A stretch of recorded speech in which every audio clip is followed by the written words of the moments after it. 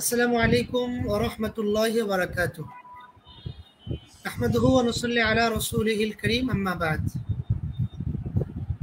IFA consultancy লিমিটেডের ধারাবাহিক আয়োজন সাপ্তাহিক প্রশ্নোত্তর পর্ব, যেখানে অর্থনৈতিক বিভিন্ন লেনদেন, অর্থনৈতিক বিভিন্ন কর্মকাণ্ডকে জড়িয়ে যে প্রশ্নগুলো তৈরি হয় আমাদের মনে, সেই প্রশ্নের সারিয়া সমাধান নিয়ে আমাদের এই ধারাবাহিক আয়োজন। আমাদের প্রশ্নোত্তর পর্বের পাশাপাশি আমরা বিষয়ভিত্তিক কিছু আয়োজনও করে থাকি, যেন ওই বিষয়গুলো সম্পর্কে একটি ধারণা, একটি সাধারণ কনসেপ্ট ক্লিয়ার করা যায়। এই ধারাবাহিকতায় আমাদের আজকের পর্বে আমরা একটি নির্দিষ্ট বিষয় নিয়ে আপনাদের সামনে উপস্থিত হয়েছি। দেশ এবং প্রবাস থেকে আমাদেরকে যারা দেখছেন, শুনছেন, কিংবা পরবর্তীতে আমাদের এই প্রোগ্রামটি দেখবেন, সকলকে আন্তরিক শুভেচ্ছা ও অভিনন্দন জানিয়ে আজকের প্রোগ্রাম যথারীতি শুরু করছি। আমাদের প্রোগ্রামে আজকে সম্মানিত আলোচক হিসাবে উপস্থিত রয়েছেন মারকাজু দিরাসাতিল ইকতিসাদ ইসলামী, বাংলাদেশের ইসলামী অর্থনীতি জানার, শেখার এবং ইসলামী অর্থনীতির উপরে ডিপ্লোমা করার একমাত্র প্রতিষ্ঠান মারকাজু দিরাসাতিল ইকতিসাদ ইসলামী। বিশেষজ্ঞ ইসলামী অর্থনীতিবিদদের অধীনে বিশেষায়িত প্রতিষ্ঠান। সেই প্রতিষ্ঠানের সম্মানিত ভাইস প্রিন্সিপাল এবং সহকারী মুফতি, ডেপুটি মুফতি, মুফতি আহসানুল ইসলাম হাফিজাহুল্লাহ। শেখ, আপনি কেমন আছেন? আজকের প্রোগ্রামে আপনাকে শুভেচ্ছা। জি মোহতারাম। জি আলহামদুলিল্লাহ, আমি আলহামদুলিল্লাহ মোহতারাম, আল্লাহ তাআলার অশেষ রহমতে ভালো আছি। আপনি কেমন আছেন? জি আলহামদুলিল্লাহ মোহতারাম, আপনার শত ব্যস্ততার পরও আজকে আপনাকে পেয়ে আমরা আলহামদুলিল্লাহ আনন্দিত। আজকে আপনার কাছ থেকে নির্ধারিত একটি বিষয়, শেয়ার বাজার এবং শেয়ার বাজার সংশ্লিষ্ট যে বিভিন্ন শরিয়া আছে, সেই বিষয়গুলো সম্পর্কে আমরা জানবো ইনশাল্লাহ। প্রিয় দর্শক যারা আমাদেরকে শুনছেন, আপনাদের জ্ঞাতার্থে জানিয়ে রাখা যে বর্তমানে দেশের অর্থনীতিকে বিশেষভাবে প্রভাবিত করে যেই বাজার, সেটা হচ্ছে ক্যাপিটাল মার্কেট বা শেয়ার বাজার। আমরা জানি যে শেয়ার বাজারে ধস মানে দেশের অর্থনীতি একটা বিপর্যয়ের অবস্থা। শুধু এটা না, আন্তর্জাতিকভাবে যদি শেয়ার বাজারে ধস নামে, তাহলে পুরো বিশ্বের অর্থনৈতিক বিপর্যয় নামে। সে জায়গা থেকে শেয়ার বাজারের সারিয়া সম্পর্কিত প্রশ্নগুলো খুবই গুরুত্বপূর্ণ, এবং শেয়ার বাজার সম্পর্কে জানা, দেশের অর্থনীতি সম্পর্কে জানা এবং সেই সংশ্লিষ্ট সারিয়া বিধিবিধানগুলো জানা আরো বেশি গুরুত্বপূর্ণ এবং তাৎপর্যপূর্ণ। মোহতারামের কাছে আমরা আলোচনায় যাওয়ার আগে আজকে আমরা যে বিষয় নিয়ে ধারাবাহিক প্রশ্নোত্তর পর্বের পাশাপাশি আজকে যে বিষয় নিয়ে আমরা আলোচনা করতে যাচ্ছি, শেয়ার বাজার, এই বিষয়ের আলোচনার উপযোগিতা নিয়ে মোহতারাম আপনি একটা ধারা বর্ণনা দিবেন, যেন দর্শক শ্রোতারা বুঝতে পারে যে আজকে আমরা মৌলিকভাবে শেয়ার বাজারের কোন কোন বিষয়গুলো আমাদের আলোচনায় হাইলাইট করতে যাচ্ছি। জি মোহতারাম। অসংখ্য শুকরিয়া জানাচ্ছি মোহতারাম মঞ্জুরুল হাসান চৌধুরীকে, সিএসএ। আসসালামু আলাইকুম ওয়া রাহমাতুল্লাহি ওয়া বারাকাতুহু। সুপ্রিয় দর্শক শ্রোতা মণ্ডলী, আপনারা যারা আমাদের সাথে দেশ দেশের বাহিরে থেকে আজকে যুক্ত হয়েছেন শেয়ার বাজার সংক্রান্ত শরিয়া বিধিবিধান পর্ব 5-এ, আপনাদের সকলকে আমি আইএফএ কনসালটেন্সি লিমিটেড এবং আমার পক্ষ থেকে জানাচ্ছি আন্তরিক মোবারকবাদ। আমরা আশা করি ইনশাআল্লাহ আজকে আমাদের আলোচনার মধ্য দিয়ে শেয়ার বাজার সংক্রান্ত যে সারিয়া বিধিবিধানগুলো আছে, শেয়ার বাজারে আমি ইনভলভ হতে হলে আমাকে যে সকল সারিয়া জানতে হবে এবং স্টার্ক নেসেসিটি পর্যায়ে সে সকল সারিয়া নিয়ে ইনশাআল্লাহ আমরা আলোচনা করব, এবং সে সকল সারিয়া জ্ঞান আমাদের আজকের আলোচনার মধ্য দিয়ে অর্জিত হবে। তো মোহতারাম যেমনটি বলছিলেন যে আমি একটা ওভারভিউ দিব যে আসলে আজকের আমাদের আলোচনার মধ্যে কি কি জিনিস কভার হবে। তো মৌলিকভাবে আমরা আসলে শেয়ার বলতে কি বুঝি, ক্যাপিটাল মার্কেট বলতে কি বুঝি, পুঁজি বাজার বলতে কি বুঝি, এই কয়েকটা বিষয় ইনশাল্লাহ আগে আমরা স্পষ্ট করব।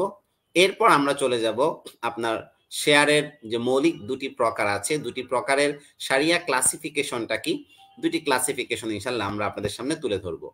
সারিয়া ক্লাসিফিকেশন এর পরে আমরা মৌলিকভাবে যদি কোনো কোম্পানির শেয়ার ক্রয় করতে চাই অথবা কোনো কোম্পানির শেয়ারে আমি ইনভলভ হতে চাচ্ছি, সো সারিয়ার দিক থেকে আমার জন্য কোনো রুলস রেজুলেশন আছে কিনা, বা আমি কোন কোম্পানির শেয়ারটা সারিয়া কমপ্লায়েন্ট অথবা কোন কোম্পানির শেয়ারটা সারিয়া নন কমপ্লায়েন্ট, এটা আমি কিভাবে বুঝবো, এর জন্য কিছু ক্রাইটেরিয়া আছে, সার্টেন কিছু ক্রাইটেরিয়া আছে, সার্টেন কিছু শারিয়া স্ক্রিনিং আছে।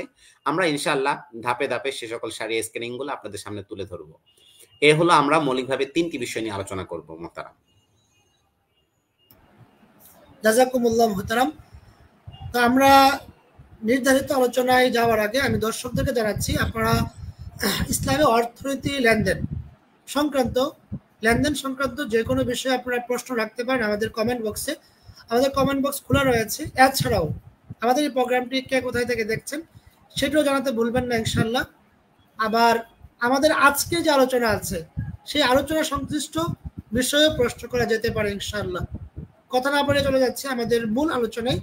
মোহতারামের কাছে প্রথমে আমাদের জানতে চাওয়ার যে বিষয়টি সেটা হচ্ছে আসলে শেয়ার বাজার বলতে আমরা কি বুঝি, যদি সংক্ষিপ্তভাবে আমাদেরকে ধারণা কনসেপ্ট ক্লিয়ার করতেন, ধারণা এবং কনসেপ্ট যে শেয়ার বাজার বলতে আমরা আসলে কি বুঝি এবং এর মূল বিষয়টা কি, মূল থিমটা কি, কনসেপ্টটা কি মোহতারাম। জি, অসংখ্য শুকরিয়া জানাচ্ছি মোহতারামকে আমাকে সুযোগ করে দেওয়ার জন্য। প্রথমে যদি আমরা অত্যন্ত সংক্ষিপ্তভাবে শেয়ার বলতে আসলে আমরা কি বুঝি এই বিষয়টাকে একটু বোঝার চেষ্টা করি। আসলে শেয়ার এটা হলো একটা ইংরেজি শব্দ। এর বাংলা যদি আমরা অর্থ করি তাহলে অর্থ দাঁড়ায় অংশ বা হিস্সা বা ভাগ। যে কোনো একটা ভাগকে এটাকে আপনার শেয়ার বলা হয়। লাইক আপনি অথবা আপনার ভাই মিলে, দুজন মিলে যদি আপনারা একটা জায়গা ক্রয় করেন তাহলে আপনাদের প্রত্যেকের একটা সার্টেন পোর্শন আছে। সো এই যে পোর্শনটুকু এটাকে বলা হয় শেয়ার। কিন্তু আজকে আমাদের যে আলোচ্য বিষয়, এই আলোচ্য বিষয়ে শেয়ার বলতে নির্দিষ্ট একটা টার্মকে আমরা উদ্দেশ্য করছি, সেটা হলো কোম্পানির শেয়ার।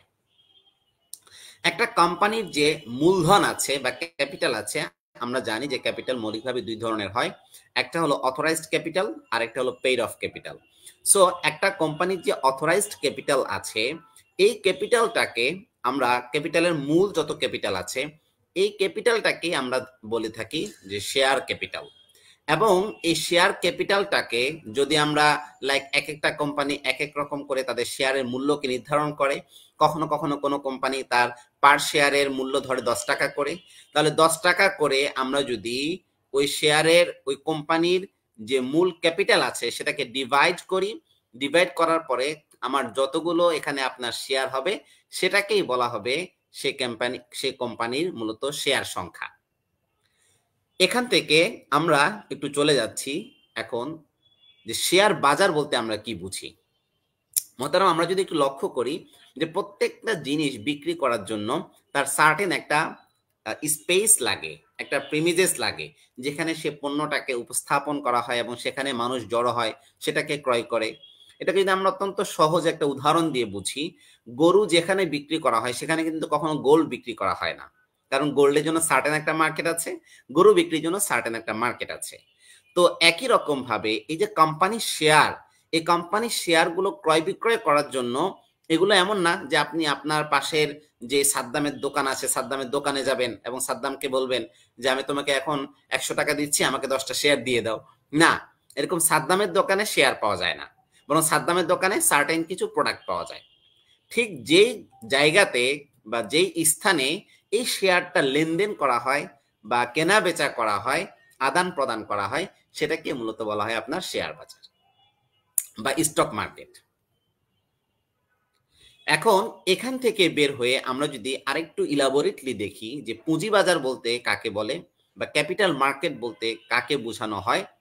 ক্যাপিটালের অর্থ আমরা সবাই জানি যে আপনার একটা মূলধন বা একটা পুঁজি, এটাকে আপনার ক্যাপিটাল বলা হয়। আর মার্কেট মানে তো বাজার। তাহলে এখান থেকে বোঝা যাচ্ছে যে পুঁজি বাজার, ক্যাপিটাল মার্কেটের মানে হলো পুঁজির বাজার, যেখানে পুঁজির আদান প্রদান বা লেনদেন করা হয়। বর্তমানে আমাদের দেশে এবং আমাদের দেশ ছাড়া অন্যান্য কান্ট্রিতে এই ক্যাপিটাল মার্কেটে যে সকল প্রোডাক্টের লেনদেন করা হয়, সো আমরা এখন বুঝলাম যে ক্যাপিটালের জন্য অর্থাৎ শেয়ারকে কেনাবেচা করার জন্য আলাদা একটা মার্কেটের প্রয়োজন। এখন আমাদেরকে জানতে হবে যে এই বাজারে বা এই মার্কেটে কোন কোন জিনিস প্রোডাক্ট, কোন কোন প্রোডাক্ট পাওয়া যায়। লাইক প্রত্যেকটা দোকানের একটা সার্টেন ক্রাইটেরিয়া থাকে, যেমন যদি সে আপনার মুদির এবং স্টেশনারি রিটেইলার হয়ে থাকে তাহলে হচ্ছে সার্টেন কিছু প্রোডাক্ট সেল করে। বর্তমানের এই ক্যাপিটাল মার্কেটে যে সকল প্রোডাক্টের আদান প্রদান বা লেনদেন হয় এর মধ্যে উল্লেখযোগ্য হলো শেয়ার। এর পাশাপাশি এখানে আরো কিছু জিনিসের আপনার লেনদেন হয়ে থাকে, যেমন আপনার ডিবেঞ্চার এবং সরকারি যে ট্রেজারি বন্ড, ট্রেজারি বিলগুলো আছে, এগুলোও বর্তমানে শেয়ার বাজার বা ক্যাপিটাল মার্কেটে আপনার লেনদেনটা হচ্ছে। এছাড়া অন্যান্য কান্ট্রিতে, বাংলাদেশে যেহেতু এটার এখনো পর্যন্ত অনুমোদন দেয়া হয়নি, অন্যান্য কান্ট্রিতে যেমন ডেরিভেটিভস গুলো আছে, ডেরিভেটিভস এর মধ্যে আপনার ফিউচার, অপশন, সোয়াপস ইত্যাদি ইত্যাদি যে ডেরিভেটিভস গুলো আছে, সেগুলোর লেনদেন এই পুঁজিবাজারের মধ্য দিয়ে হয়।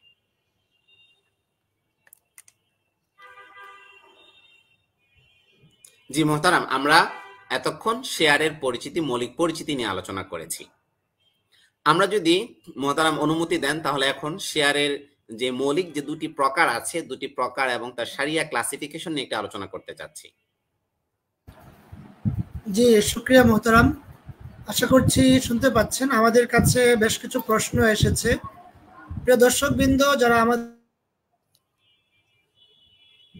প্রশ্ন করেছেন বিকাশ নিয়ে এবং বিকাশ সম্পর্কে কিছু জানতে চেয়েছেন, আমি আপনাদের সমীপে অনুরোধ করছি যে মোবাইল ফিনান্সিয়াল সার্ভিস সম্পর্কে আপনারা প্রশ্ন করুন। আমরা সবগুলো প্রশ্নের সমন্বয়ে আগামী সপ্তাহে লাইভ প্রোগ্রাম সাজাবো ইনশাআল্লাহ।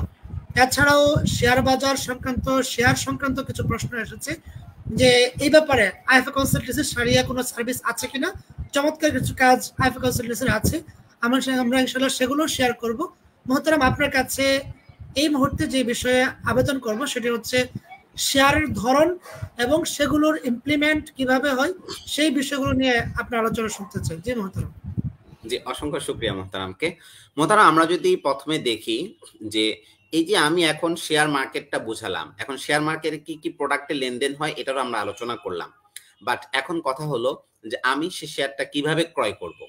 ক্রয় করার জন্য কি সাধারণ দোকানের মতো তার কাছে গিয়ে আমি জাস্ট ক্যাশ দিব আর সে আমাকে একটা প্রোডাক্ট দিয়ে দিবে এরকম, নাকি এর আলাদা কোনো নিয়ম বা বাধা নিষেধ আছে? তো আমরা আসলে যেমনটা দেখতে পাই যে শেয়ার বাজার থেকে কোনো একটা শেয়ারকে ক্রয় করা বা শেয়ার বাজারে আপনার কাছে কোনো একটা শেয়ার আছে সেটাকে সেল করা, উভয়টার জন্য আপনি সাধারণ দোকানের নিয়মে চললে হবে না। এখানে আপনাকে একটা নির্দিষ্ট নিয়মের ভিতর দিয়ে যেতে হবে। সেটা হলো, প্রথমে আপনাকে একটা অ্যাকাউন্ট করতে হবে, যেটাকে বলা হয় বেনিফিশিয়ারি ওনার অ্যাকাউন্ট, বিও অ্যাকাউন্ট। এই অ্যাকাউন্টগুলো আপনি কোথায় করবেন বা কার মাধ্যমে করবেন? এই অ্যাকাউন্টগুলো DSE, Dhaka stock exchange, CSE, Chittagong stock এক্সচেঞ্জের অধীনে তাদের প্রতিনিধিত্ব করে যে সকল ট্র্যাকগুলো আছে, ট্র্যাক দ্যাট মিন ব্রোকারেজ হাউসগুলো আছে, সেখান থেকে আপনি বিও অ্যাকাউন্ট ওপেন করতে পারবেন। সো যখন আপনার বিও অ্যাকাউন্ট ওপেন হয়ে গেল, এই বিও অ্যাকাউন্টের মধ্য দিয়ে আপনি এখন আপনার শেয়ারের লেনদেন আদান প্রদান করতে পারবেন। এখন শেয়ারকে গ্রহণ করার ক্ষেত্রে মৌলিকভাবে আমরা দুটি টাইপ দেখতে পাই। একটা হলো আইপিও শেয়ার, আর একটা হলো আপনার সেকেন্ডারি মার্কেটের শেয়ার। আইপিও শেয়ার মানে হলো ইনিশিয়াল পাবলিক অফারিং। সেকেন্ডারি মার্কেটে এন্টার করার পূর্বে, বিএসসিতে এন্টার করার পূর্বে বিসেক এর মাধ্যমে যখন কোন একটা কোম্পানি তার সার্টেন ক্রাইটেরিয়াকে ফিল আপ করার মাধ্যমে শেয়ার মার্কেটে এন্টার করতে পারে, ওই যে এন্টার করার সময় সে যে সকল শেয়ারগুলোকে মার্কেটে ছাড়ে সেটাকে মূলত বলা হয় আইপিও শেয়ার। এই আইপিও শেয়ারগুলো ছাড়ার পর এখন সেকেন্ডারি মার্কেটে তার লেনদেন করতে হবে, আদান প্রদান করতে হবে। সেকেন্ডারি মার্কেটে লেনদেন করার জন্য তখন সে ডিএসসিতে এসে অথবা সিএসসিতে এসে তার আপনার জায়গা অনুসারে সে তখন লিস্টেড হয়। ডিএসসিতে লিস্টেড হলে ডিএসসির আন্ডারে যে সকল ট্র্যাকগুলো আছে বা আপনার ব্রোকারেজ হাউসগুলো আছে, সিকিউরিটিজ গুলো আছে, সেগুলোর মাধ্যমে আপনি সহজে লেনদেনটা এখন করতে পারবেন। এখন আইপিও শেয়ার অর্থাৎ ইনিশিয়াল পাবলিক অফারিং, এই শেয়ারকে ক্রয় করার শারিয়া ক্লাসিফিকেশন কি? আপনি যখন এই শেয়ারটাকে ক্রয় করছেন, এর মানে হলো আপনি সে কোম্পানির একজন পার্টনার হচ্ছেন। লাইক আমরা যদি একটা ছোট্ট এক্সাম্পল দেই মোহতারাম, 100 টাকার একটা কোম্পানি বা একটা কোম্পানির আপনার অথরাইজ ক্যাপিটাল হলো 100 টাকা ফর এক্সাম্পল। এই 100 টাকা থেকে আপনার কোম্পানি আপনার 100টা শেয়ার ওপেন করলো, যার প্রত্যেকটার মূল্য হলো 1 টাকা করে। এখন জনাব এ, আমরা যদি ধরি যে মিস্টার এ, সে 10টা শেয়ার ক্রয় করলো এই আপনার XYZ কোম্পানির, তাহলে এর অর্থ হচ্ছে XYZ কোম্পানির 10% এর ওনারশিপ এখন সে হোল্ড করছে, জনাব এ অথবা মিস্টার এ হোল্ড করছে। এটা হলো সরাসরি আপনার পার্টনারশিপ। আরেকটা হলো সেকেন্ডারি মার্কেট থেকে শেয়ারকে ক্রয় বিক্রয় করা। লাইক আমার কাছে একটা শেয়ার আছে, আমি এই শেয়ারটা জনাব এর কাছে শেয়ার আছে XYZ কোম্পানির, জনাব এ তার এই শেয়ারটা মিস্টার বির কাছে সেল করে দিল অথবা মিস্টার সির কাছে সেল করে দিল। এই যে বাই সেলিং হচ্ছে, এখন মিস্টার বি যে মিস্টার এর কাছ থেকে ওই শেয়ারটাকে ক্রয় করে নিল, পারচেজ করে নিল, এটা ইটসেলফ বাই সেলিং কন্ট্রাক্ট। এখানে কোনো ধরনের পার্টনারশিপের কন্ট্রাক্ট নেই।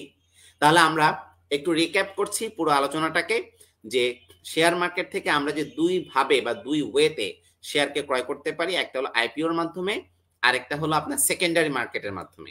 আইপিওর মাধ্যমে শেয়ারকে ক্রয় বিক্রয়ের অর্থ হলো পার্টনারশিপ কন্ট্রাক্ট, আর সেকেন্ডারি মার্কেটে শেয়ারের ক্রয় বিক্রয়ের অর্থ হলো এটা বাই সেলিং কন্ট্রাক্ট। অতএব পার্টনারশিপ কন্ট্রাক্টে যে সকল বিধিবিধানগুলো আছে, কন্ডিশনস গুলো আছে, সেগুলোকে ফিল আপ করার মধ্য দিয়ে আমরা আইপিও শেয়ারে অংশগ্রহণ করতে পারি।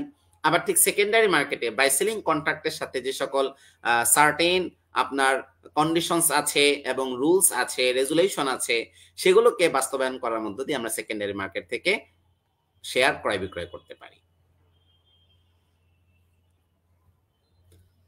এখন মোহতারাম আমরা একটু আলোচনা করতে চাচ্ছি যে আসলে কোম্পানির শেয়ারের আসলে মূল শারিয়া অভিযোজনটা কি বা মূল শারিয়া ক্লাসিফিকেশনটা কি। প্রথম কথা হলো, কোম্পানির শেয়ারের যখন আপনি কোম্পানি থেকে শেয়ারকে ক্রয় করছেন, এর মধ্য দিয়ে কোম্পানির মধ্যে আপনার একটা অবিভক্ত মালিকানা প্রতিষ্ঠিত হয়ে যাচ্ছে, আনডিভাইডেড ওনারশিপ ক্রিয়েট হচ্ছে। সো আপনি এটা দাবি করতে পারবেন, লাইক XYZ কোম্পানির যদি আপনি একটা শেয়ার ক্রয় করেন, তাহলে XYZ কোম্পানির মধ্যে আপনার একটা ওনারশিপ আছে। বাট এই ওনারশিপটা কি, লাইক ওই কোম্পানি হয়তো 10টা মেশিন ক্রয় করেছে, এখন আপনার ওনারশিপটা কি 1 নম্বর মেশিনের মধ্যে নাকি 10 নম্বর মেশিনের মধ্যে, নির্দিষ্টভাবে সেপারেট এরকম তো বলতে পারবেন না, বাট ফুল কোম্পানিতে আপনার একটা ওনারশিপ আছে আনুপাতিক হারে, প্রপোর্শন অনুসারে।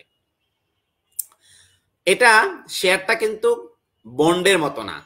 আমরা আমাদের দেশে যে সকল আপনার বন্ড গুলো আছে বা ডিবেঞ্চার গুলো আছে বা আপনার ট্রেজারি বিল গুলো আছে, সেগুলোর মধ্যে আপনার যখন কেউ পার্টিসিপেট করে, এটা কোন ধরনের তার ওনারশিপ ক্রিয়েট হচ্ছে না, বরং এটা সে তাকে ল্যান্ড দিচ্ছে।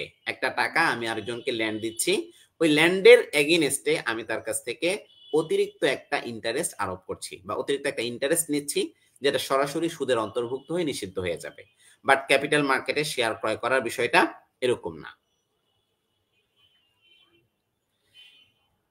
এবার মোহতারাম আমরা একটু আলোচনা করতে চাচ্ছি একটু ওয়াইডলি, যে আমি একটা কোম্পানির শেয়ার যখন ক্রয় করতে যাব, তখন আমাকে আসলে কি দেখতে হবে। একটা কোম্পানির ডিএসসি তে অথবা সিএসসি তে আপনার লিস্টেড থাকলেই কি আমি যে কোনো সময় যে কোনো কোম্পানির শেয়ার পারচেজ করতে পারবো? না, এখানে শারিয়ার কিছু সার্টেন কিছু রুলস এবং কিছু রেজুলেশন আছে। আমি শারিয়ার এই আলোচনাটা, এই পার্টটা আলোচনা করার পূর্বে আবার একটু মোহতারামের কাছে ফিরে যেতে চাচ্ছি, যে মোহতারাম অন্যান্য যে সকল প্রশ্নগুলো আসছে আমরা আশা করি সেগুলো ইনশাল্লাহ নোট নিচ্ছি, এবং আমাদের সামনে আপনার একটা বড়সড় একটা প্রোগ্রাম আসতেছে, আমি আশা করবো মোহতারাম সে বিষয়ে একটুখানি আলোচনা করবেন। জি, শুকরিয়া মোহতারাম। প্রিয় দর্শক, আপনারা জেনে খুশি হবেন, বাংলাদেশে যেহেতু দারিদ্র্যের সংখ্যা বেশি, এজন্য দরিদ্র মানুষের প্রয়োজনটাও অনেক বেশি। একদিকে বাংলাদেশে কিছু মানুষ অনেক পরিমাণে অর্থের মালিক হচ্ছে, অপরদিকে দারিদ্র্যের হার দিন দিন বাড়ছে। সেই জায়গায় প্রয়োজন হচ্ছে ওয়েল ডিস্ট্রিবিউশনের, সম্পদের সুষম বন্টন, এবং ইসলাম এক্ষেত্রে যে চমৎকার একটি উদ্যোগ নিয়েছে সেটি হচ্ছে জাকাত। আর সেই জাকাতের বন্টন যথাযথ হলে দেখা যাবে যে সম্পদের সুষম বন্টন হবে, দারিদ্রতার হার কমবে এবং সবার মাঝে সুখ ফিরে আসবে। এই জাকাতের সুষম বন্টনের জন্য প্রয়োজন জাকাত সম্পর্কে শারিয়ার পূর্ণাঙ্গ নলেজ লাভ করা। কিন্তু আমাদের বাংলাদেশের কতজন মানুষের জাকাত ক্যালকুলেশনের পূর্ণাঙ্গ যোগ্যতা আছে? আমরা এই জাকাত হিসাবের দায়িত্বটা হুজুরদের কাঁধেই দিয়ে থাকি, কিন্তু চাইলে কিন্তু আমরাও পারি জাকাত সম্পর্কে নিজের জাকাত নিজেই হিসাব করে দিতে পারি, এবং তাও যদি হয় পুঙ্খানুপুঙ্খানুভাবে, তাও যদি হয় শতভাগ সঠিক, তাহলে আর দেরি কেন? আগামী 2রা মার্চ আইফা কনসালটেন্সি লিমিটেড আয়োজন করতে যাচ্ছে ফিক অফ জাকাতের, যেখানে জাকাত বিষয়ক যে কেউ, জেনারেল ব্যাকগ্রাউন্ডের হোক অথবা ইসলামী ব্যাকগ্রাউন্ডের হোক, যে কেউ জাকাত বিষয়ে একদম হাতে কলমে দিনব্যাপী পূর্ণাঙ্গ প্রশিক্ষণ লাভ করতে পারবে, যার মাধ্যমে একজন ব্যক্তি নিজের জাকাত, নিজের সবকিছুর জাকাত নিজেই হিসাব করে একদম টু দ্য পয়েন্ট দিতে পারবে। সেই চমৎকার আয়োজনে আপনাদেরকে স্বাগতম। আগামী 2রা মার্চ ঢাকায় অনুষ্ঠিত হবে দ্য ফিক অফ জাকাত কনফারেন্স। সেখানে আপনাদের অংশগ্রহণের জন্য আমন্ত্রণ থাকলো। বিস্তারিত আমাদের কমেন্ট বক্সে থাকবে, এছাড়াও আমাদের ফেসবুক পেজে সেই বিষয়ে বিস্তারিত বিবরণ দেওয়া আছে। আপনারা আশা করছি সেখানে অংশগ্রহণ করে নিজের জাকাত নিজেই দেওয়ার ব্যাপারে সচেষ্ট হবেন ইনশাল্লাহ। জি মহতারাম, আমাদের পরবর্তী যে আলোচনা সেটা হচ্ছে এই যে শেয়ার বাজার সংক্রান্ত শারিয়া স্ক্রিনিংটা কিভাবে হবে। আমাদের এক ভাই তিনি প্রশ্ন করেছেন যে আসসালামু আলাইকুম ওয়া রাহমাতুল্লাহ, শেয়ার বাজারে বিনিয়োগের জন্য কোনো কোম্পানিতে বিনিয়োগ করা যাবে কিনা সেই বিষয়ে আইফা কনসালটেন্সি কোনো সার্ভিস আছে কিনা, সেই দিকে যাওয়ার আগে অবশ্যই আপনি বলবেন ইনশাআল্লাহ। তার আগে শেয়ার বাজারে শেয়ারের ব্যাপারে স্ক্রিনিংটা কিভাবে করব আমরা, সেই বিষয়টা আমাদের আলোচনায় আসতে পারে ইনশাআল্লাহ। জি, অসংখ্য শুকরিয়া জানাচ্ছি মোহতারামকে। মোহতারাম, আমি সকলের উদ্দেশ্যে বলতে চাচ্ছি যে আমরা যখনই কোনো শেয়ার ক্রয় করতে যাব এর পূর্বে আমাদেরকে কিছু শারিয়া স্ক্যানিং করতে হবে।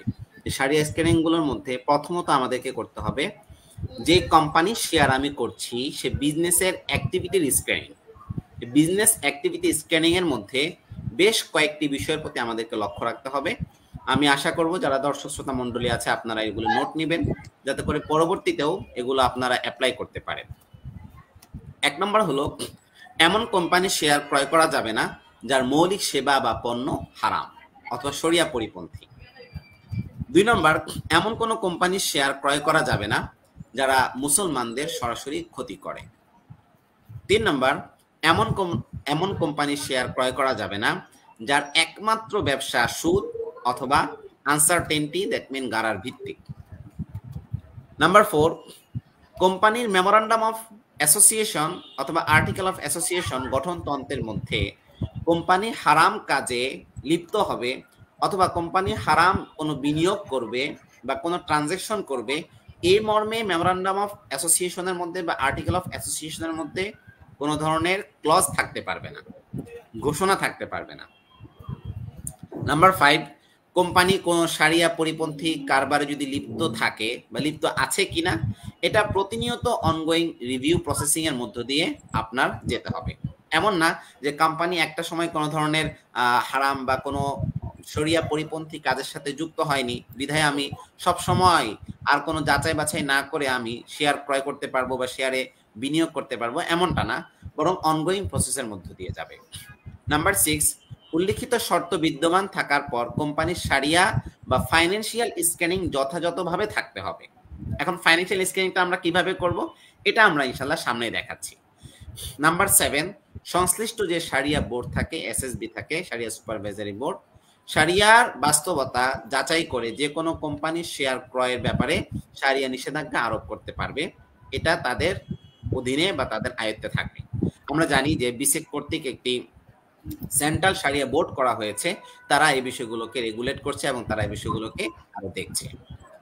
মোহতারাম, এখন এই বিজনেস অ্যাক্টিভিটির স্ক্যানিং করার পরে আমাদেরকে চলে যেতে হবে সে কোম্পানির ফাইন্যান্সিয়াল স্ক্যানিং এর মধ্যে। ফাইন্যান্সিয়াল স্ক্যানিং এর মধ্যে মৌলিকভাবে আমরা সেকেন্ডারি মার্কেটের ফাইন্যান্সিয়াল স্ক্যানিং নিয়ে আলোচনা করব। যেহেতু আমরা আইপিও শেয়ারের কথা বলেছি যে আইপিও শেয়ারের মধ্য দিয়ে মৌলিকভাবে আপনার কোম্পানির পার্টনার হয়ে যাওয়া হচ্ছে, এটা নিয়ে আমরা পরে আলোচনা করব। প্রথমে আমরা সেকেন্ডারি মার্কেটে আমরা যখনই কোনো একটা কোম্পানির শেয়ার ক্রয় করতে যাব সেখানে আমাদেরকে যে সকল ফাইন্যান্সিয়াল স্ক্যানিং গুলো করতে হবে এর মধ্যে 1 নম্বর হলো একটা ডিসক্লেমার দিচ্ছি মোহতারাম, আল্লাহ সুবহানাহু ওয়া তাআলা সুদকে হারাম করেছেন, এতে কোনো সন্দেহ নেই এবং আমরা সব সময় বলে আসি সুদ একটা জঘন্যতম হারাম কাজ। এতে উম্মাহের সকলে একমত, কারো কোনো দ্বিমত নেই। এখন কেউ যদি সুদের সাথে জড়িত থাকে তাহলে তার সাথে আপনার লেনদেন করা যাবে না, তার সাথে আপনার কোনো ধরনের আদান প্রদান ইত্যাদি করা যাবে না, এতেও সকলে একমত। কিন্তু অপরদিকে আরেকটা বিষয় আমাদের সামনে চলে আসে যে বর্তমানের এরকম অনেকগুলো সেক্টর আছে যেদিকে আমরা যদি তাকাই যে সামান্য তার হয়তো আপনার অধিকাংশ অ্যাক্টিভিটিস গুলো শারিয়া সম্মত হচ্ছে, বাট একটু আকটুর কারণে সে হয়তো সুদের সাথে জড়িত হয়ে যাচ্ছে। সেই কারণে আমরা যদি ফুল অ্যাক্টিভিটিকে আমরা নাজায়েজ বা হারাম করে দেই, তাহলে অসংখ্য মানুষ তারা এই হারামের মধ্যে লিপ্ত হয়ে যাবে।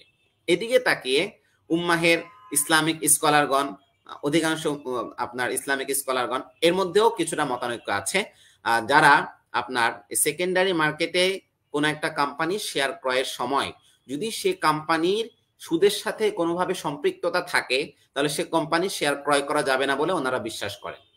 আবার কতক ওলামা একরাম আছেন যারা বলেন যে না, সে কোম্পানি যদি অধিকাংশ তার হালাল হয়, তবে তার কিছু পরিমাণ হারামের সাথে সম্পৃক্ত হয়, তবুও সে কোম্পানির সাথে আপনার সম্পৃক্ত হওয়া যাবে।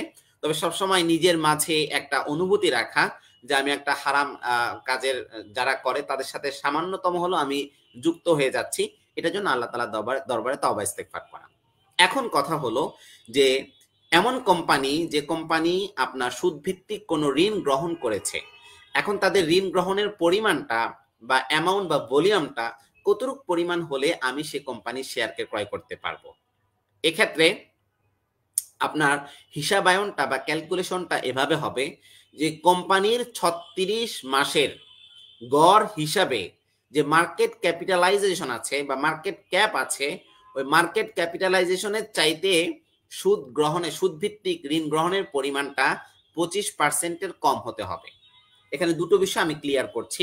একটা হলো 36 মাসের গড় হিসাবটা কেন করব আমরা, কারণ আমরা জানি যে আসলে সেকেন্ডারি মার্কেটে একটা কোম্পানির শেয়ারের যে প্রাইস বা মূল্য, এটা খুব বেশি ফ্লাকচুয়েট করে, এক সময় একরকম আরেক সময় আরেক রকম থাকে। সো এই ক্ষেত্রে আমরা যদি 12 মাসের একটা ক্যাপিটালাইজ একটা আপনার গড় হিসাব দেখি, তাহলে আমাদের কাছে সেখানে তার একটা মূল্য নির্ধারণ করতে সহজ হবে। নাম্বার 2 হলো মার্কেট ক্যাপিটালাইজেশন বলতে কি বোঝানো হয়। মার্কেট ক্যাপিটালাইজেশন বলতে বোঝানো হয় একটা কোম্পানির এক্সিস্টিং যতগুলো শেয়ার আছে, সে শেয়ারের সবগুলো শেয়ারের মূল্যকে একত্রিত করলে যেই অ্যামাউন্টটা দাঁড়াবে সেটা হলো মার্কেট ক্যাপ। এখন আমাদের সামনে ক্লিয়ার হয়ে গেল 12 মাস 36 মাসের গড় হিসাবে তার ক্যাপিটালের মধ্যে মার্কেট ক্যাপিটালাইজেশনের চাইতে যদি সুদভিত্তিক ঋণ গ্রহণের পরিমাণ 25%-এর কম হয়, তাহলে আমরা সেই কোম্পানির শেয়ার ক্রয় করতে পারবো। নাম্বার 1।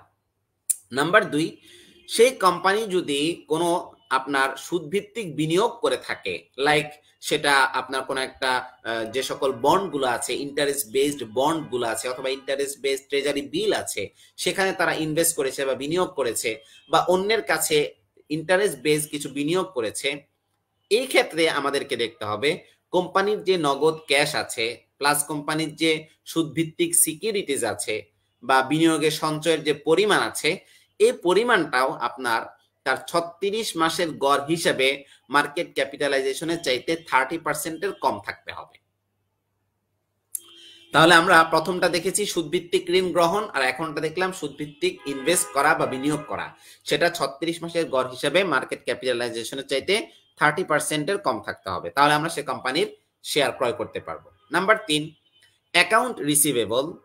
সে কোম্পানির অন্যের কাছ থেকে যেই টাকাটা সে পায়, এই কোম্পানির অ্যাকাউন্ট রিসিভেবল এবং কোম্পানির যে ক্যাশ আছে, কোম্পানির ক্যাশ যদি 36 মাসের গড় হিসেবে মার্কেট ক্যাপিটালাইজেশনের চাইতে 49%-এর কম হয়, তাহলেও আমরা সে কোম্পানির শেয়ার ক্রয় করতে পারবো এবং সেটাকে আমরা সেকেন্ডারি মার্কেটে বাই সেল করতে পারবো। নাম্বার 4, কোম্পানির যদি কোনো হারাম অ্যাসেট থাকে, তাহলে সে হারাম অ্যাসেটটা কোম্পানির যে গ্রোস অ্যাসেট আছে বা আপনার কোম্পানির যে টোটাল অ্যাসেট আছে, সে কোম্পানির টোটাল অ্যাসেটের তুলনায় ওই হারাম সম্পত্তিটা 15%-এর কম হতে হবে, 15%-এর কম হতে হবে। সর্বশেষ, সুদ ও অন্যান্য যদি হারাম কোনো ইনকাম তার থাকে, এই কোম্পানির হারাম ইনকামটা কোম্পানির যে আপনার গ্রোস রেভিনিউ আছে, গ্রোস রেভিনিউর মধ্যে 5%-এর কম হতে হবে। যদি এমন হয়, তাহলে আমরা সে কোম্পানির শেয়ারটা ক্রয় করতে পারবো। এখন পিউরিফিকেশন আমরা কিভাবে করব? এতক্ষণ পর্যন্ত আমরা স্ক্যানিং গুলো দেখালাম। পিউরিফিকেশন আমাদেরকে করতে হবে এভাবে যে আপনার ইনকাম স্টেটমেন্ট থেকে হারাম আয়ের পরিমাণটা প্রথমে বের করতে হবে। প্রত্যেকটা কোম্পানির যে ইনকাম স্টেটমেন্ট থাকে, সেখানে ইন ডিটেলসে তারা বলে দেয় যে কোম্পানির হারাম আয় আছে কিনা, থাকলে এর পোর্শন কতটুকু, কোম্পানি কোনো সুদ ভিত্তিক ঋণ নিয়েছে কিনা, নিলে কোন ব্যাংক থেকে নিয়েছে, সেটার পরিমাণটা কতটুকু, সেটা উল্লেখ থাকে। সো এভাবে করে করে করে করে আমাদেরকে কোম্পানির যে হারাম জিনিসগুলো আছে সেগুলোকে প্রথমে বের করতে হবে। এরপর শেয়ার আনুপাতিক হারে পিউরিফিকেশনের রেশিও অনুযায়ী হারাম যে আয়টা আসবে, লাইক সে কোম্পানিতে আমার শেয়ার আছে 10%, এখন সে কোম্পানির আমি পিউরিফিকেশন করার পরে দেখলাম যে হারাম অর্থ হলো আমরা 100 টাকা, ফর এক্সাম্পল আমরা একটা ছোট্ট একটা অ্যামাউন্ট ধরি, তাহলে আমার যদি সে কোম্পানিতে 10% থাকে তাহলে আমার উপরে এখন 10 টাকা সদকা করা, মানে যেহেতু এখানে 10 টাকা হারাম ইনকাম আমার সাথে জড়িত হয়ে যাচ্ছে, তাই ওই 10 টাকা সওয়াবের নিয়ত ছাড়া কোনো জনকল্যাণমূলক খাতে অথবা যারা যাকাত সদাকা গ্রহণের উপযুক্ত আছে তাদের কাছে সদকা করে দেওয়া। এইভাবে আমরা একটা কোম্পানির সারিয়া স্ক্যানিং করে, সেই সারিয়া স্ক্যানিংটা আমরা দুদিক থেকে দেখালাম, একটা হলো অ্যাক্টিভিটিজের স্ক্যানিং আর একটা হলো ফাইন্যান্সিয়াল স্ক্যানিং। দুই ধরনের স্ক্যানিং করে আমরা সেই কোম্পানির শেয়ারটা ক্রয় করতে পারি। এটা ছিল আমাদের সেকেন্ডারি মার্কেটে। আর যদি আমরা আইপিও শেয়ারের ক্ষেত্রে বলি, আইপিও শেয়ারের ক্ষেত্রে প্রথমত আমাদেরকে দেখতে হবে যে সুদভিত্তিক ঋণ গ্রহণের ক্ষেত্রে আমাদের আগে যেমনটা আমরা আলোচনা করেছি ঠিক ওইটার মতোই এটা টোটাল অ্যাসেটের বিপরীতে 25%-এর অধিক না হতে হবে, যেমনটি আমরা সেকেন্ডারি মার্কেটের ক্ষেত্রে আলোচনা করে এসেছি। আর হলো তবে একটা বিষয় পার্থক্য আছে, সেটা হলো আইপিও শেয়ারের ক্ষেত্রে আপনার কোম্পানির সুদভিত্তিক ঋণ গ্রহণের পরিমাণটা আমরা যেমন সেখানে দেখিয়েছিলাম যে তার 36 মাসের গড় হিসেবে মার্কেট ক্যাপিটালাইজেশনের চাইতে 25%-এর কম হতে হবে। এখন আইপিও শেয়ারের মধ্যে যেহেতু কোম্পানি মাত্র স্টার্ট করতেছে, তাই এখানে আসলে কোম্পানি যেহেতু আগে কোনো শেয়ার ছিল না, তাই 36 মাসের গড় হিসাব করার কোনো সুযোগ নেই। আইপিও শেয়ারের মধ্যে এই সুযোগটা নেই, বরং এখানে আপনার যেটা হবে সেটা হলো কোম্পানির টোটাল অ্যাসেটের বিপরীতে 25%-এর অধিক না হতে হবে। মোহতারাম, আমি বিষয়টা ক্লিয়ার করতে পেরেছি কিনা? জি জি মোহতারাম, জি শুকরিয়া। আচ্ছা আচ্ছা, শুকরিয়া মোহতারাম। এরপর দ্বিতীয়ত আমাদেরকে যেটা দেখতে হবে সেটা হলো কোম্পানি যদি সুদভিত্তিক ঋণ গ্রহণের পরিমাণ তার টোটাল অ্যাসেটের বিপরীতে 33%-এর অধিক না হয় বা 33%-এর অধিক কম হতে হবে, সেক্ষেত্রে সংশ্লিষ্ট শরিয়া মতামতের আলোকে সাময়িকভাবে আমরা এই মতামতটা গ্রহণ করতে পারি যে 33%-এর কম হলে আমরা সেই কোম্পানির আইপিও শেয়ারে অংশগ্রহণ করতে পারি। আচ্ছা, এরপরে সেকেন্ডারি মার্কেটের ক্ষেত্রে আমরা যে আলোচনাগুলো করলাম এর মধ্যে 3 ও 7 নম্বর পয়েন্ট প্রযোজ্য, মানে 3 এবং 7 নম্বর এই দুইটা পয়েন্ট ব্যতীত বাকি যে পয়েন্টগুলোর কথা আমরা আলোচনা করেছি, ঠিক সেখানেও আইপিও শেয়ারে যখন আমরা ক্রয় করতে যাব সেখানেও আমরা এই সারিয়া স্ক্যানিং গুলো এখানেও আমরা করব, করে এরপরে দেন আমরা ডিসিশন মেক করতে পারবো যে এই কোম্পানির শেয়ারটা আমার জন্য ক্রয় করা বৈধ হবে কি বৈধ হবে না। এখন এখানে একটা প্রশ্ন আসতে পারে মোহতারাম, সেটা হলো যে আমি একজন সাধারণ মানুষ হিসেবে আমি একটা কোম্পানি 36 মাসের আপনার মার্কেট ক্যাপিটালাইজেশনের গড়টা কিভাবে বের করব, এরপরে মার্কেট ক্যাপিটালাইজেশন থেকে আমি কিভাবে এটাকে দেখব যে সেটা আপনার সুদের পরিমাণটা 25%-এর লেস দেন 25% আছে নাকি মোর দেন 25% আছে। সো এগুলো আমরা কিন্তু বলে দিয়েছি আপনাদেরকে। আপনারা যদি কোনো একটা কোম্পানি শেয়ার ক্রয় করতে চান তাহলে সে কোম্পানির লাস্ট ইয়ারের আপনি অ্যানুয়াল যে স্টেটমেন্টটা আছে, ইনকাম স্টেটমেন্ট, সেটা আপনি দেখেন, সেখানে আপনার এই বিষয়গুলোকে একদম ধরে ধরে ধরে ধরে তারা কিন্তু আলোচনা করে এবং আলোচনা করতে বাধ্য। সো সেখান থেকে আপনি এটার একটা বড় একটা মূল একটা উপাদান পেয়ে যাবেন। এরপরও রয়ে যায় আপনার 36 মাসের গড় হিসাবটা আপনি কোত্থেকে পাবেন, যেহেতু ডিএসই এখনো পর্যন্ত প্রত্যেকটা আপনার কোম্পানি কোন কোম্পানিটা শরিয়ার আলোকে আপনার শরিয়া কমপ্লায়েন্ট অথবা শরিয়া নন কমপ্লায়েন্ট এটাকে তারা ডিসক্লোজ করে না, তাই এটার একটা জটিলতা রয়ে যায়। এই জটিলতাকে কাটানোর জন্য বাংলাদেশে অনেকেই কাজ করছে, এর মধ্যে আইএফএ কনসালটেন্সি লিমিটেড আলহামদুলিল্লাহ কাজ করে যাচ্ছে। আমরা যদি কোনো একটা সার্টেন কোম্পানির মধ্যে ইনভেস্ট করতে চাই তাহলে সেক্ষেত্রে আমরা সেই সার্টেন কোম্পানিটার নাম যদি এসে আইএফএ কনসালটেন্সির সামনে উপস্থাপন করি তাহলে আইএফএ কনসালটেন্সি এই সারিয়া স্ক্যানিং গুলোর আলোকে, অ্যাক্টিভিটির স্ক্যানিং, ফাইন্যান্সিয়াল স্ক্যানিং, উভয় স্ক্যানিং এর আলোকে দেখবে যে আসলে এই সারিয়ার আলোকে এখানে ইনভেস্ট বা বিনিয়োগ করা যায় কিনা। যদি বিনিয়োগ করার মতো হয় তাহলে আপনাকে তারা বলবে এখানে বিনিয়োগ করা যায়, আর যদি বিনিয়োগ করার মতো না হয় তাহলে এটাও আপনাকে বলবে যে না, এটা সারিয়ার আলোকে বিনিয়োগ করাটা ঝুঁকিপূর্ণ, এবং শারিয়ার আলোকে আপনার বিনিয়োগ করাটা অত্যন্ত রিস্কি।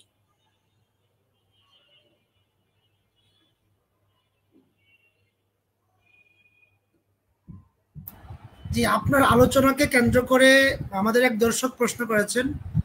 তিনি লিখেছেন যে সেকেন্ডারি মার্কেটে রিসিভেবল ইস্যুর বিষয়টা যদি আরেকটু খোলাসা করতেন।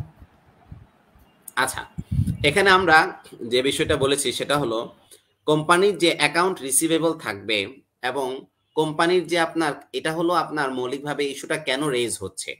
ইস্যুটা রেজ হচ্ছে এই জন্য, আপনি যখন একটা কোম্পানির শেয়ারকে বাই সেল করতে যাবেন, এখন কোম্পানির শেয়ারগুলো তো কোম্পানির রিপ্রেজেন্ট করছে, কোম্পানির প্রতিনিধিত্ব করছে। যদিও আমাদের বর্তমানের কোম্পানিগুলোর এগুলো একটা লিগ্যাল এন্টিটি হয়ে গিয়েছে, আরজেসিতে লিস্টেড বা রেজিস্টার্ড হওয়ার মধ্য দিয়ে তার মধ্যে একটা লিগ্যাল এন্টিটি হয়ে যায়।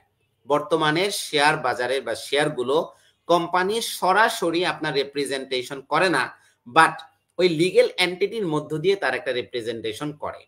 এখন এক্ষেত্রে শারিয়া স্কলাররা এই ইস্যুটাকে এই জন্য রেজ করেছেন, আপনি যখন একটা কোম্পানির 50%-এর অধিক সে কোম্পানির ক্যাশ থাকবে, লাইক কোম্পানির ক্যাশই আছে 50%-এর অধিক, এখন ক্যাশের ক্ষেত্রে আপনি যে টাকাটা মানুষের কাছ থেকে পাবেন, রিসিভেবল যেটা আপনার অ্যাকাউন্ট আছে, সেটাও তো আপনার ক্যাশ। কারণ মানুষকে আপনি টাকা দিয়েছেন অথবা কারো কাছে আপনি কোন একটা কিছু বিক্রি করেছেন, সেটার টাকাটা এখনো পর্যন্ত আপনি রিসিভ করেন না, সেটাকে তো আমরা রিসিভেবল বলি। অথবা আপনি কোম্পানি অন্য একজন ব্যক্তিকে এত পরিমাণ ঋণ দিয়েছেন যে ঋণটা এখনো পর্যন্ত আপনি গ্রহণ করেননি, সেটাই আমাদের রিসিভেবল। সেটা সবসময় ক্যাশ হয়ে থাকে। সো কোম্পানির অ্যাকাউন্ট রিসিভেবল এবং ক্যাশ, কোম্পানির যে ক্যাশ আছে, এই ক্যাশটা যদি 50%-এর অধিক হয়ে যায়, তখন আপনি সেকেন্ডারি মার্কেটে বাই সেল করতে গেলে আপনাকে বায়ু সরফ অর্থাৎ কারেন্সির যে ট্রেডিং আছে, কারেন্সি ট্রেডিং এর বিষয়গুলো আপনার মাথায় চলে, মানে আপনাকে তখন মেনটেন করতে হবে। সো কারেন্সি ট্রেডিং এর বিষয়টা একটু জটিল, এই জন্যই ওলামা একরাম বলেছেন যে আপনার লেস দেন যদি 49% হয়, অর্থাৎ তার ক্যাশ যদি 49%-এর কম হয়, তাহলে বোঝা গেল সে কোম্পানির অধিকাংশ হলো আপনার অ্যাসেট। তাহলে আপনি যখন একটা শেয়ারকে বাই সেল করছেন, তাহলে এর মানে হলো আপনি অ্যাসেটের বাই সেল করছেন, সরাসরি ক্যাশের বাই সেল করছেন না। অথবা আপনার যদি এই যে অ্যাকাউন্ট রিসিভেবলটাও তো আছে, আর অ্যাকাউন্ট রিসিভেবলটাকে বাই সেল করার অর্থ হলো বাই উদ্দাইন, দ্যাট মিন আপনার sale of debt. Sale of ডেটের বিধানটা হলো যার কাছে আপনার ডেটটা আছে, আপনি কেবলমাত্র ডেটরের কাছেই আপনার ঋণটাকে, ডেটটাকে সেল করতে পারবেন। উইদাউট ডেটর আপনি আপনার এই ডেটটাকে অন্যের কাছে সেল করতে পারবেন না, শারিয়াতে এটা নিষিদ্ধ আছে। তো আপনি যদি এই 49%-এর উপরে হয়ে যায়, তাহলে অর্থ দাঁড়াচ্ছে এটা যে আপনি একটা ডেটকে বিক্রি করছেন এমন ব্যক্তির কাছে যে আপনার ডেটর না, যেটাকে আরবিতে বলে বাইউদ্দাইনি মিন গায়রি মান আলাইহি দাইন। দ্যাট মিন যে ডেটর আছে, ডেটর ভিন্ন অন্যের কাছে বিক্রি করা, এটা শরিয়াতে নিষিদ্ধ। সো এই জন্যই বলা হচ্ছে যে রিসিভেবল এবং ক্যাশ, কোম্পানির ক্যাশ যদি 36 মাসের গড় হিসাবে মার্কেট ক্যাপিটালাইজেশনের 49%-এর কম থাকে, তাহলে আপনি সেকেন্ডারি মার্কেটে অনায়াসে বাই সেল করতে পারবেন। আমরা আশা করি ভাইয়ের কাছে বিষয়টা ক্লিয়ার হয়েছে।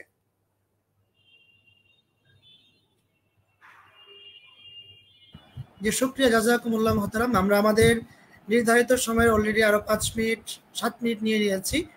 মুহতারাম যদি অনুমতি দেন, তাহলে আমাদের সর্বশেষ যে প্রশ্নটা এসেছে জিয়াউল হক রাসেল সাহেবের কাছ থেকে সেটা নিতে পারি, তারপরে ইনশাআল্লাহ আমাদের আলোচনা নিতে জানবো ইনশাআল্লাহ। জি আচ্ছা, আমরা কিন্তু আলহামদুলিল্লাহ ইতোমধ্যে 2 ধরনের স্ক্যানিং এর কথা বলেছি। নাম্বার 1 ছিল আমাদের অ্যাক্টিভিটির স্ক্যানিং। সো অ্যাক্টিভিটি স্ক্যানিং এর মধ্যে আমরা যে কয়েকটি পয়েন্ট উল্লেখ করেছি, এর মধ্যে কিন্তু প্রথমেই এটা ছিল যদি কোনো কোম্পানির যে প্রোডাক্ট, কোম্পানির যে মূল যে প্রোডাক্ট বা অবজেক্টিভ, সেটা যদি আপনার শারিয়া পরিপন্থী হয়, তাহলে সেই কোম্পানির শেয়ার আমি বাই সেল করতে পারবো না, ক্রয় করতে পারবো না। এখন আমরা যদি, আপনি ব্যাংক অথবা ইন্স্যুরেন্স বলে আপনি যদি মিন করেন যে কনভেনশনাল ব্যাংক অথবা কনভেনশনাল ইন্স্যুরেন্স, তাহলে আমরা বলতে চাই যে কনভেনশনাল ব্যাংকের মূল অ্যাক্টিভিটি হলো আপনার ডেটকে আবার ইন্টারেস্ট নিয়ে, এবং কনভেনশনাল ইন্স্যুরেন্সের মধ্যে যদি আমরা যাই, সেটারও আপনার শারিয়ার যে কম্পোনেন্ট গুলো আছে অর্থাৎ প্রহিবিশন কম্পোনেন্ট, এর মধ্যে আমরা খুঁজে পাই রিবাকে এবং গ্যামলিনকে, কিমারকে এবং আনসার্টেনটি গারারকে।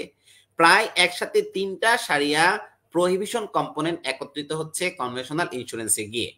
সো এটা প্রথমেই আপনার ফাইন্যান্সিয়াল স্ক্যানিং এ যাওয়ার পূর্বেই বিজনেস অ্যাক্টিভিটি স্ক্যানিং এর মধ্যে এই দুইটা বাদ পড়ে যায়, যার ফলে আমরা এগুলোর কনভেনশনাল ব্যাংক অথবা কনভেনশনাল ইন্স্যুরেন্সের শেয়ারকে বাই সেল করতে পারি না।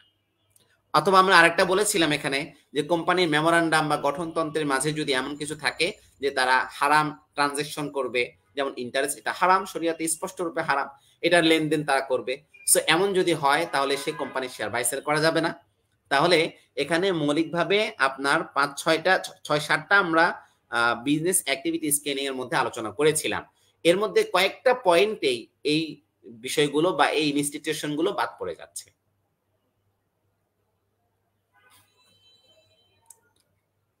জি মোহতারাম, আমি মনে হয় বিষয়টাকে ক্লিয়ার করতে পেরেছি। জি, জাযাকুমুল্লাহ, শুকরিয়া। অত্যন্ত চমৎকার ভাবে আজকে শেয়ার বাজার সংক্রান্ত যে মৌলিক শরিয়াগুলো আছে, শেয়ার বাজারের কনসেপ্ট, প্রাইমারি মার্কেটের শেয়ার বেচা কিনা এবং সেকেন্ডারি মার্কেটের শেয়ার বেচা কিনা এবং শেয়ার বেচা কেনার ক্ষেত্রে ট্যানজেবল ইনট্যানজেবল অ্যাসেটের বিষয়টাও আসছে, রিসিভেবল অ্যাসেটের বিষয়টাও আসছে। চমৎকার আলোচনা হয়েছে। সময় দেওয়ার জন্য জাযাকুমুল্লাহ আন্তরিকভাবে। আবারও জানিয়ে রাখছি আমাদের প্রিয় দর্শকদেরকে, আসন্ন 2রা মার্চ 2024-এ ফিক অফ জাকাত কনফারেন্সে চমৎকার একটা আয়োজন হতে যাচ্ছে। শেখ আহমদুল্লাহ, ডক্টর মুফতি ইউসুফ সুলতান এবং মুফতি আব্দুল্লাহ মাসুম হাফিজাহুল্লাহর চমৎকার আলোচনা থাকবে ইনশাআল্লাহ। সবাইকে আমন্ত্রণ জানিয়ে আজকের প্রোগ্রাম এখানে শেষ করছি। যাওয়ার আগে মোহতারাম আপনার সমাপনী বক্তব্যের মাধ্যমে আমরা অনুষ্ঠানটা আজকে এখানেই ইতি টানবো ইনশাআল্লাহ। জি, অসংখ্য শুকরিয়া মোহতারামকে, জাযাকুমুল্লাহ। আমাকে আসলে আপনি এত বড় একটা সুযোগ করে দেওয়ার জন্য যে উম্মাহের সামনে আমরা শারিয়ার একটা বিষয়কে তুলে ধরতে পেরেছি। আমি আশা করি আলহামদুলিল্লাহ আমাদের আজকে যারা দর্শক শ্রোতা মণ্ডলী ছিল ওনারা কিছু হলেও ইনশাল্লাহ উপকৃত হয়েছেন। তবে আসলে শেয়ার বাজার সংক্রান্ত আলোচনায় বা শারিয়ার আলোচনায় এই 40 মিনিট বা 30 মিনিট এটা কখনোই যথেষ্ট না, এটা একটা দীর্ঘ সময়ের দাবি রাখে। তো আমি আহ্বান জানাবো যারা আসলে ইন ডিটেলসে শেয়ার বাজারের শারিয়া বিশ্লেষণ সম্পর্কে আরো বেশি জানতে আগ্রহী, আপনারা আইএফএ কনসালটেন্সি লিমিটেডের অধীনে আয়োজিত হয় একটি কোর্স, সেটা হলো certificate course in Islamic capital market নামে। প্রায় 8টি ক্লাসে ক্যাপিটাল মার্কেটের পুরো বিষয়টা সেখানে তুলে ধরা হয়। সো আপনারা সেই কোর্সে এনরোল করতে পারেন এবং এর মধ্য দিয়ে আপনাদের নলেজকে আরো বেশি গেদার করতে পারেন। সর্বশেষে আমি সকলের কাছে উদাত্ত আহ্বান জানাচ্ছি, আগামী 2রা মার্চ আমাদের ফিক অফ জাকাতের যে আয়োজন হচ্ছে বা যে ওয়ার্কশপ হচ্ছে দিনব্যাপী, আপনারা ইনশাল্লাহ ইতিমধ্যে যারা রেজিস্ট্রেশন করেছেন তাদেরকে অসংখ্য শুকরিয়া। যারা এখনো রেজিস্ট্রেশন করেননি, আমি আশা করবো ইনশাল্লাহ অতি দ্রুত আপনারা রেজিস্ট্রেশন কমপ্লিট করবেন এবং আমরা সকলে মিলে একটি চমৎকার দিন পার করবো ইনশাআল্লাহ। আমিও থাকছি ইনশাল্লাহ আপনাদের সাথে সেই ফিক অফ জাকাতের ওয়ার্কশপে। আশা করি ইনশাল্লাহ আপনার সাথেও দেখা হচ্ছে। জাযাকুমুল্লাহ। আসসালামু আলাইকুম ওয়া রাহমাতুল্লাহ। ওয়া আলাইকুম আসসালাম ওয়া রাহমাতুল্লাহ।